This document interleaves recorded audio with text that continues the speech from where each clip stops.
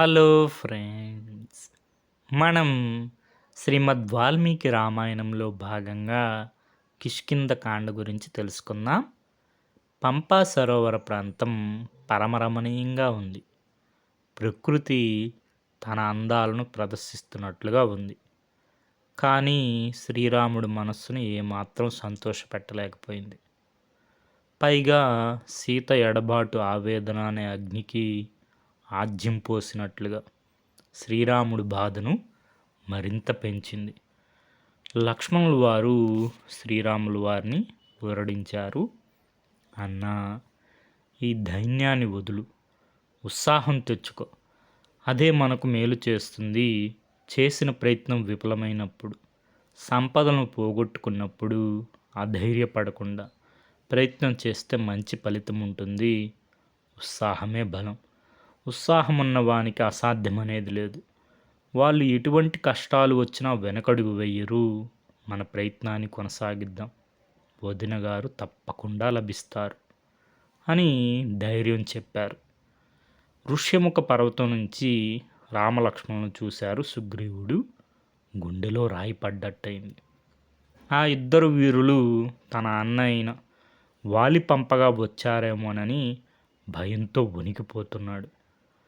ధనుర్బాణాలు ధరించిన వాళ్ళెవ్వరో మారువేషంలో వెళ్ళి కనుక్కోమని ఆంజనేయుణ్ణి ఆదేశించారు. సుగ్రీవుని ఆనతి మీద రామలక్ష్మణులున్న చోటికి ఒక్క గంతు వేశారు హనుమంతుడు. సన్యాసి రూపంలో వారి దగ్గరికి వెళ్ళారు. వారి రూపాన్ని పొగిడారు. వారి పరిచయం అడిగారు. రామలక్ష్మణులు మౌనముద్రను దాల్చారు. హనుమంతుడు వారితో, వానరరాజు సుగ్రీవుడు ధర్మాత్ముడు, మహావీరుడు. అతన్ని ఆయన అన్న వాలి వంచారు. రక్షణ కోసం జాగ్రత్తతో తిరుగుతున్నారు. నేను సుగ్రీవుడి మంత్రిని. నన్ను హనుమంతుడు అంటారు. నేను వాయుపుత్రుణ్ణి. ఎక్కడికైనా వెళ్ళి రాగల శక్తి గలవాన్ని. సుగ్రీవుడు పంపగా ఈ రూపంలో మీ దగ్గరికి వచ్చాను. సుగ్రీవుడు మీతో స్నేహాన్ని కోరుతున్నారు అని చాకచక్యంగా మాట్లాడారు. విషయాన్ని చెప్పే పద్ధతిలో ఎంతో నేర్పును ప్రదర్శించారు.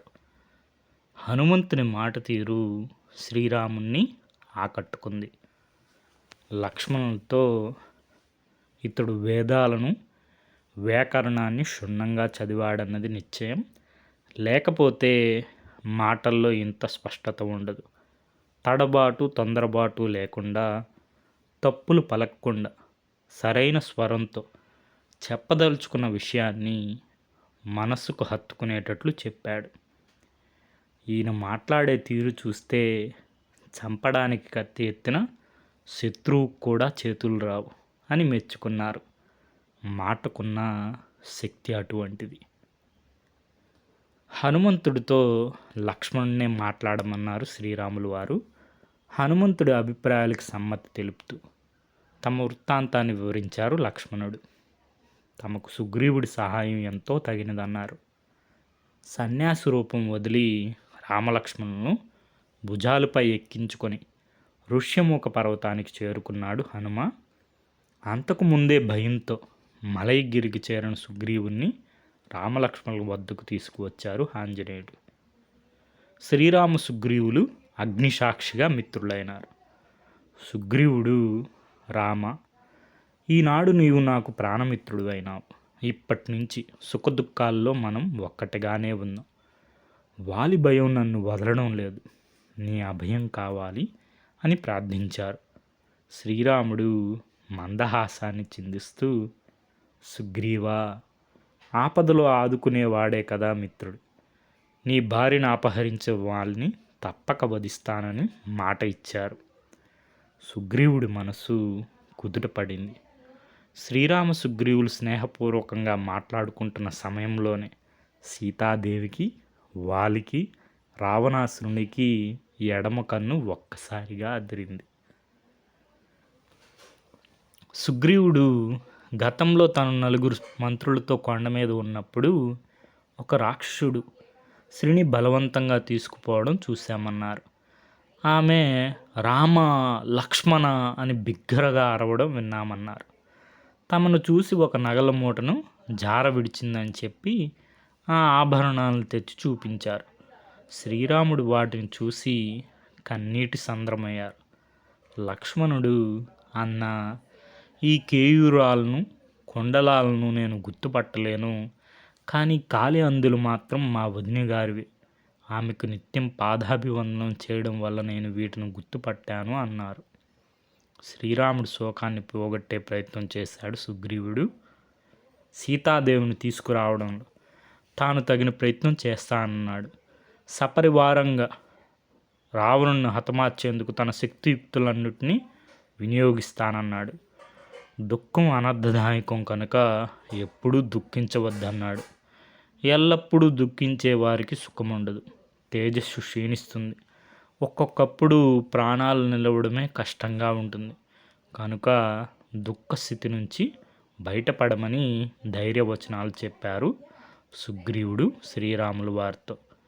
ఓ రామ, నిజమైన మిత్రుడు తన స్నేహితుడి కోసం సంపదలను, సుఖాలను, చివరకు తన ప్రాణాలను కూడా విడవడానికి సిద్ధపడతాడు. ప్రాణమిత్రులమైన మనం స్నేహధర్మాన్ని చక్కగా పాటిద్దామన్నాడు.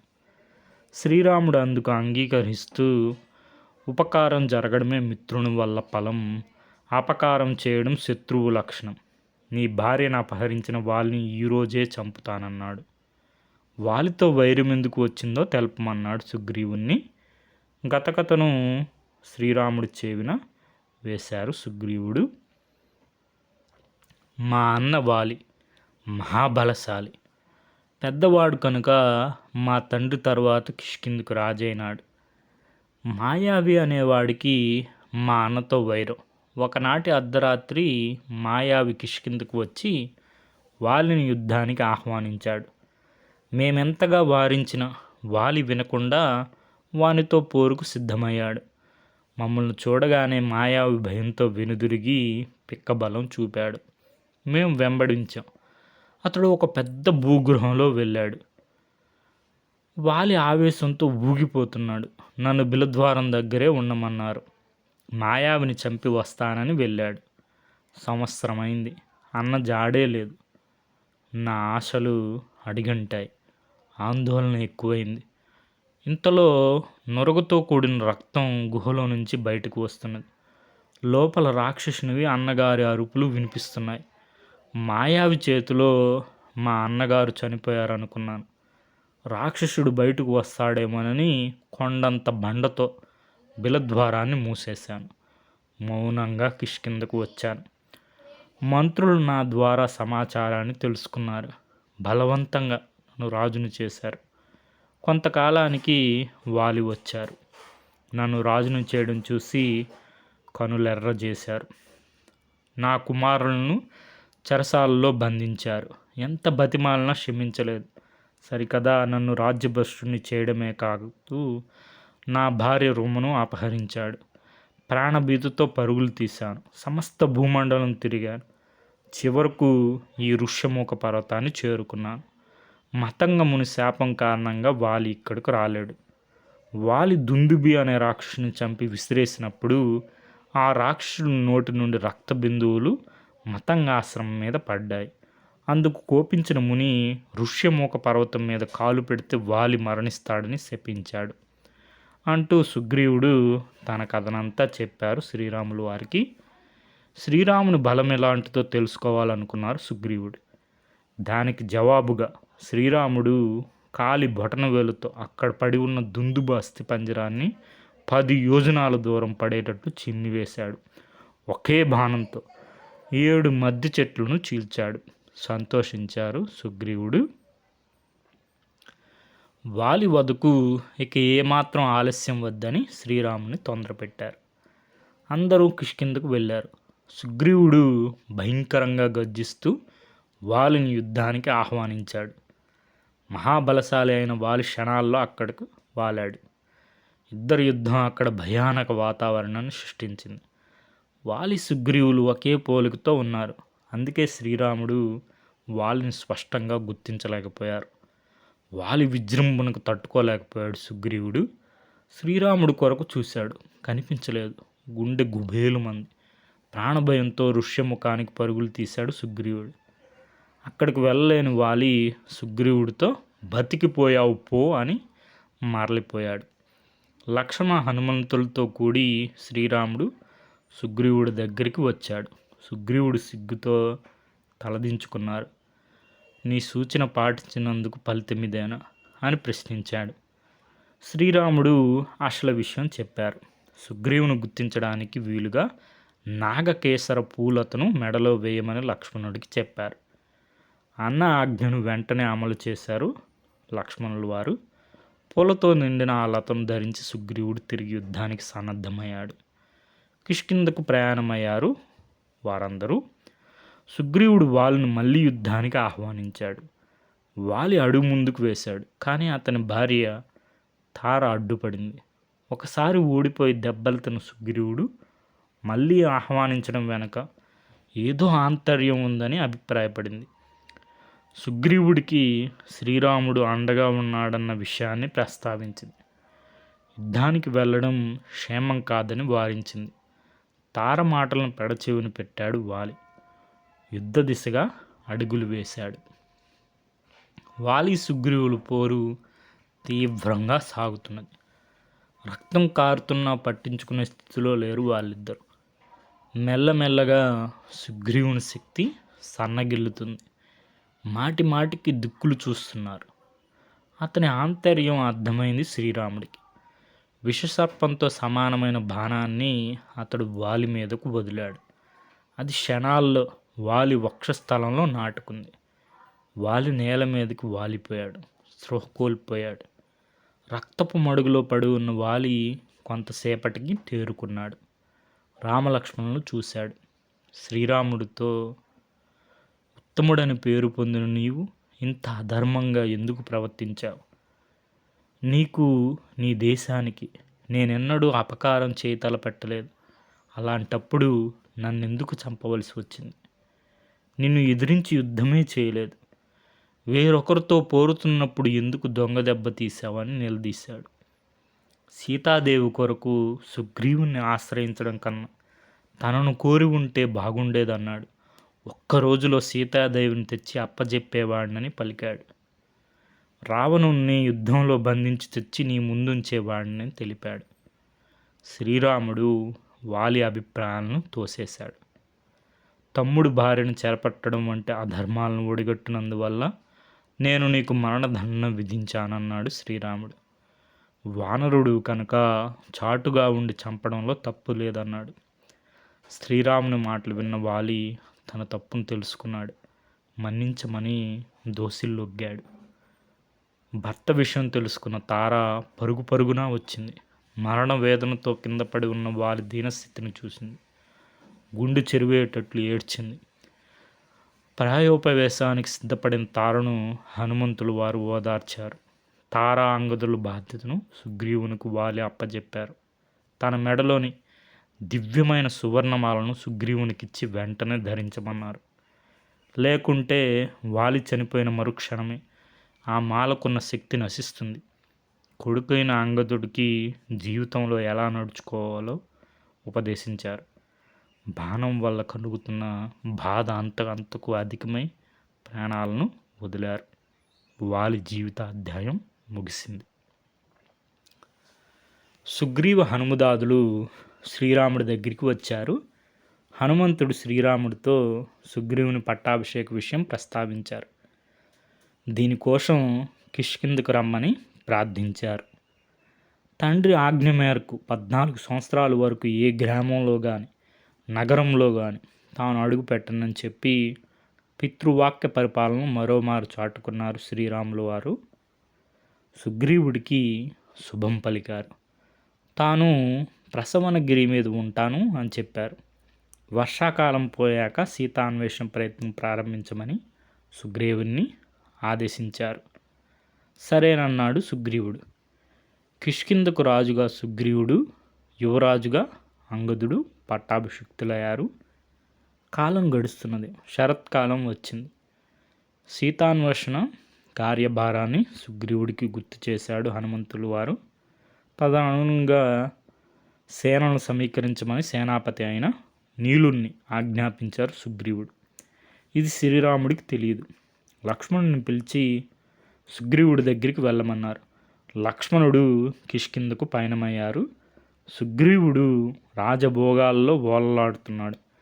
సీతాదేవి ఎడబాటు వల్ల నిలువునా నీరవుతున్న అన్నగారు నిర్లక్ష్యంతో సుగ్రీవుడు. లక్ష్మణునికి ఆగ్రహం కట్టలు తెంచుకుంది. బుసలు కొడుతున్నాడు. అతను ముందుకు రావడానికి ఎవ్వరికీ కాళ్ళాడడం లేదు. వానరులు మంత్రులే కాదు, సుగ్రీవుడి పరిస్థితి అంతే.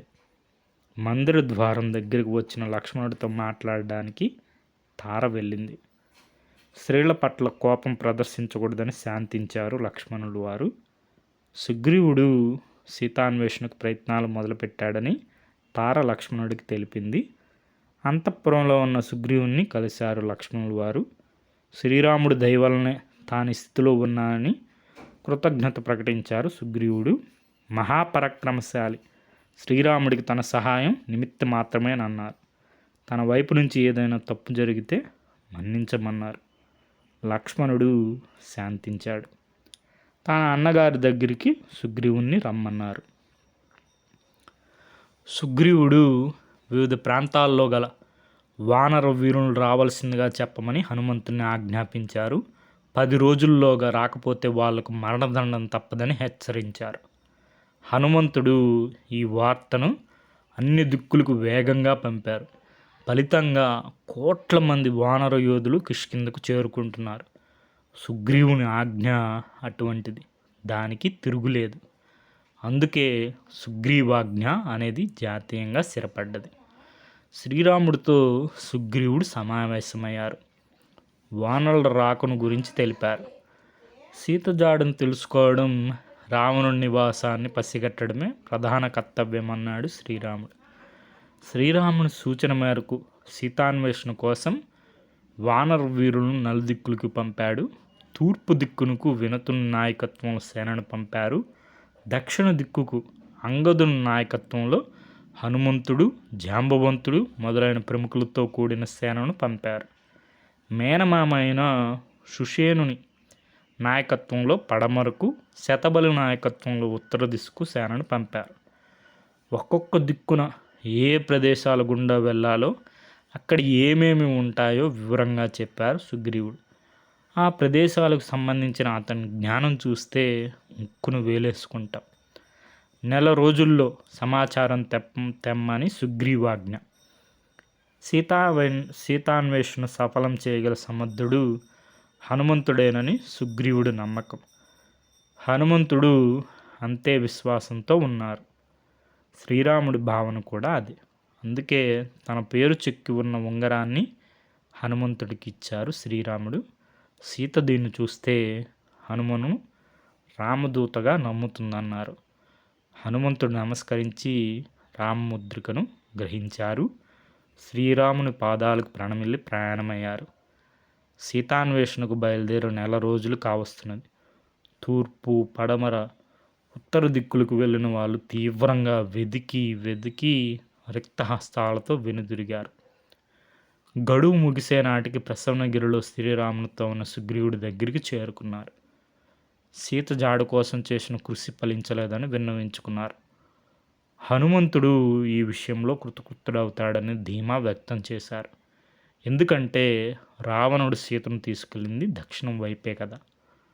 అంగదుని నాయకత్వంలో దక్షిణం వైపు బయలుదేరిన హనుమంతుడు మొదలైన వాళ్ళు అణువణువున గాలిస్తున్నారు. సుగ్రీవుడిచ్చిన గడువు పూర్తయింది. ఏం చేయాలో తోచడం లేదు. తమ వాళ్ళు నిరాశపడకుండా జాగ్రత్త పడ్డాడు అంగదుడు. విరక్తి పొందకుండా ధైర్య ఉత్సాహాలతో ముందుకు సాగితే విజయం వరిస్తుందని ప్రేరేపించాడు. అందరూ రెట్టించిన ఉత్సాహంతో ముందుకు కదిలారు. హనుమదాదులు ఒక పెద్ద గుహ దగ్గరికి చేరుకున్నారు. అది వృక్షబిలము. ఒక రాక్షసుని ఆధీనంలో ఉంది. బాగా అలసిపోయిన వానరులను ఆకలి దప్పులు పట్టి పీడిస్తున్నాయి. గుహలోకి వెళ్ళారు. అంతా అయోమయంగా ఉంది. చివరకు స్వయం ప్రభ అనే యోగిని అనుగ్రహంతో ఆకలి దప్పులను తీర్చుకున్నారు. ఆమెను ప్రార్థించి ఆమె తప ప్రభావం వల్ల క్షణాల్లో ఒక పెద్ద సముద్రపు ఒడ్డుకు చేరుకున్నారు. ఆ సముద్రం మహోదధి, ఉవ్వెత్తున లేచే అలల అలజడి భయాన్ని కలిగిస్తున్నది. సముద్ర తీరంలో వానరులంతా సమావేశమయ్యారు. ఏం చేయాలో తీవ్రంగా చర్చించుకుంటున్నారు. సీత జాడ కనిపెట్టకుండా సుగ్రీవుని చేరరాదనుకున్నారు. వీళ్ళ మాటల్లో జటాయు ప్రస్తావన వచ్చింది. అది విన్నాడు సంపాతి. ఇతడు పక్షిరాజు, జటాయువుకు అన్న. రెక్కలు లేక పడి ఉన్నాడు. సంపాతి తన సోదరుడి మరణానికి ఎంతో విలపించాడు. లంకలో సీత ఉన్న పరిస్థితులను నిశిత దృష్టితో చూసి కళ్ళకు కట్టినట్లు వివరించాడు. లంకకు ఎలా వెళ్ళాలో చెప్పాడు. ఇంతలో ఆశ్చర్యకరంగా సంపాతికి రెక్కలు మొలిచాయి. పరోపకార పుణ్యం ఊరికే పోతుందా? అందరూ ఆనందించారు. తన రెక్కల బలాన్ని తెలుసుకోవడానికి రివ్వున ఆకాశంలోకి ఎగిరాడు సంపాతి. వానర వీరులు బల పరాక్రమాలను ప్రదర్శించడం ద్వారానే సీతాన్వేషణ సఫలమవుతుందన్న నిశ్చయానికి వచ్చారు. కానీ 100 యోజనాలు వెళ్ళి రాగలే వారెవ్వరని తర్కించుకుంటున్నారు. ఇటువంటి పరిస్థితుల్లో కార్యహాని కలగకుండా కాపాడగలవాడు హనుమంతుడు ఒక్కడేనని నిగ్గు తేల్చాడు జాంబవంతుడు. ఆ సమయంలో హనుమంతుడు ఒకచోట ఏకాంతంగా కూర్చొని ఉన్నారు. జాంబవంతుడు హనుమంతుని చేరారు. అతని శక్తియుక్తులు ఎలాంటివో తెలుపుతూ ప్రేరేపించారు. దీనికి వానరుల ప్రశంసలు తోడైనాయి. ఇంకేముంది, హనుమంతుడు రెట్టించిన ఉత్సాహంతో బలాన్ని పుంజుకున్నారు. అద్భుతమైన తేజస్సుతో వెలుగుతున్నారు. వానరులతో నేను మేరు పర్వతాన్ని అనాయాసంగా 1000 మార్లు చుట్టగలిగాను, భూమండలాన్ని సముద్రంలో ముంచగలను, గ్రహ నక్షత్రాలను అధిగమించగలను, పర్వతాలను నుగ్గు చేయగలను, మహాసముద్రాలను అవలీలగా దాటగలనని ఆత్మశక్తిని ప్రకటించాడు. ప్రతి వారిలో ఏదో ఒక శక్తి ఉంటుంది. సరైన ప్రేరణ దొరికితే అది వెలికి వస్తుంది. హనుమంతుడి మాటలకు జాంబవంతుడు ఆనందించారు. నాయనా, నీ ధైర్య ఉత్సాహాలకు తగినట్లు మాట్లాడావు. నీ మాటలు వానరుల మనసులో గూడు కట్టుకున్న దుఃఖాన్ని దూరం చేశాయి.